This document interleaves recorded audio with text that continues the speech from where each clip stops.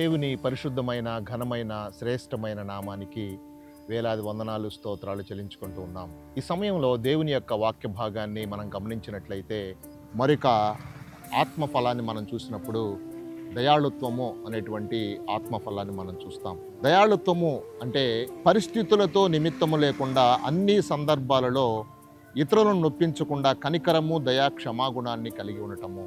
దయాళుత్వము ప్రతి ఒక్క వ్యక్తి కూడా, క్రైస్తవులైనటువంటి ప్రతి ఒక్కరు కూడా కలిగి ఉండాలని దేవుని యొక్క ఉద్దేశమైనట్లుగా మనం జ్ఞాపకం చేసుకుంటూ ఉన్నాం. దేవుడు నమ్మకమైనటువంటి దేవుడు, గొప్ప కార్యాలు చేసేటటువంటి దేవుడు, ఆశ్చర్యక్రియలు జరిగించేటటువంటి దేవుడు. కాబట్టి మనం వాక్య భాగంలో గమనించినట్లయితే కొలసీలకు రాసిన పత్రిక 3వ అధ్యాయము 12వ వచనంలో దయాళుత్వమును ధరించుకొనుడి అని మనం చూస్తాం.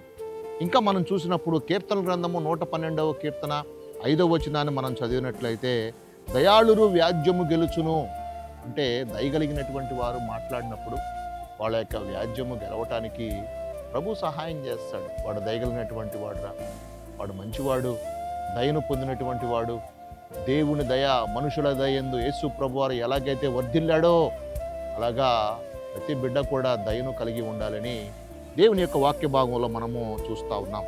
పరిశుద్ధ గ్రంథంలో మనం గమనించినట్లయితే దినమెల్ల వారు దయాళురై ఉండిరి. దినమెల్ల వారు దేవుని దయ కొరకు కనిపెడుతూ, దేవా మమ్మల్ని దీవించు ప్రభువా, మా మీద కనికరం చూపించు ప్రభువా, మా మీద దయ చూపించు ప్రభువా, మమ్మల్ని మీ యొక్క రక్తంతో కడుగు ప్రభువా, పరిశుద్ధపరచు ప్రభువా, పవిత్రపరచు ప్రభువా. ఇశ్రాయేలు ప్రజలు దేవుని దయ కొరకు, దేవుని యొక్క కృప కొరకు ఎలాగైతే కనిపెట్టారో ప్రియులారా, వారికి దేవుడు తోడుగా ఉన్నట్లుగా మనం చూస్తూ ఉన్నాం. కాబట్టి దయాళుత్వాన్ని మనము కలిగి, క్రైస్తవులమైనటువంటి వారు దయాళుత్వాన్ని వారి జీవితాల్లో కలిగి జీవించాలనేటువంటి దేవుని యొక్క ఉద్దేశమైనట్లుగా వాక్య భాగంలో మనం జ్ఞాపకం చేసుకుంటున్నాం. కాబట్టి ప్రభువు దయాళుత్వాన్ని మనందరి జీవితాల్లో ఉంచి దేవుని కొరకు ఒక మంచి సాక్షిగా మనందరం ఉండాలని దేవుని యొక్క ఉద్దేశమై ఉన్నది. కాబట్టి ప్రార్థన చేసుకుందాము. పరిశుద్ధుడా, నమ్మకమైన దేవా, మీకు వందనాలు ప్రభువా. దయాళుత్వము ప్రతి బిడ్డ కలిగి ఉండటానికి, దయగలిగినటువంటి జీవితాన్ని కలిగి ఉండటానికి, దయను ఇతరులకు చూపించటానికి ప్రభువా, వారి యొక్క ఆత్మీయ జీవితాల్లో ప్రభువా ఆత్మ ఫలాన్ని కలిగి ఉండటానికి మీరు సహాయము చేయమని కోరుకుంటూ ఉన్నాం. మీకు వందనాలు ప్రభువా.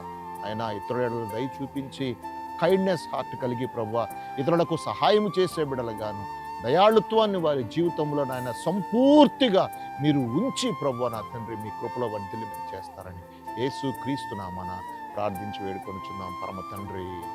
ఆమేన్. God bless you. దేవుడు మిమ్మల్ని దీవించి ఆశీర్వదించును గాక.